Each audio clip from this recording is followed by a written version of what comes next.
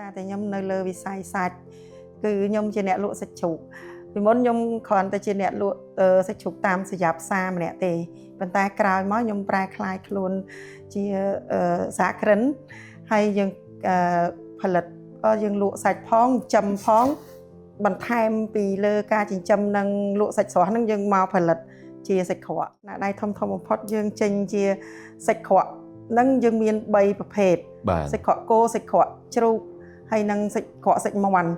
ចាហើយនឹងងៀតមុនដំបូងយើងធ្វើជាឆៅតែឥឡូវហ្នឹងយើងច្នៃបានទៅជាងៀតឆ្អិនស្រាច់ហើយកញ្ចប់គឺញ៉ាំបានភ្លាមហ្មងលោកគ្រូហើយយើងច្នៃតាំងពីសាច់រហូតដល់ស្បែកនេះស្បែកក៏មានដែរណាស្បែកជ្រូកកំពងស្រួយបាទនៅពីមុខខ្ញុំនេះសាច់ក្រកមួយណាដែលលក់ដាច់បំផុតចាលក់ដាច់បំផុតនេះសាច់ក្រកជ្រូកគោឬក៏សាច់និយាយរួមទៅសឹងតែថាស្មើគ្នាលោកគ្រូអ្នកគ្រប់គ្រងច្រើនមែនតើបាទឥឡូវយើងនិយាយអានេះមួយចុះចាពីអ្នកចិញ្ចឹមជ្រូកលក់សាច់ជ្រូកមកធ្វើជាសាច់ងៀតវិញ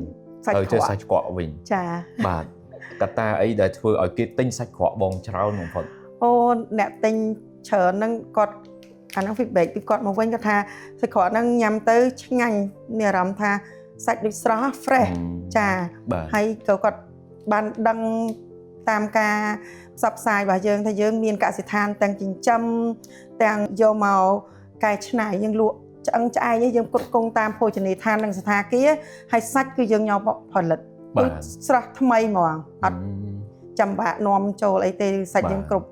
យើងទិញសាច់នៅក្នុងកសិដ្ឋានយើងនឹងយើង 60% 40% យើងទិញពីផ្សារសហគមន៍ពីកសិករគាត់អ្នកចិញ្ចឹមដូចគ្នា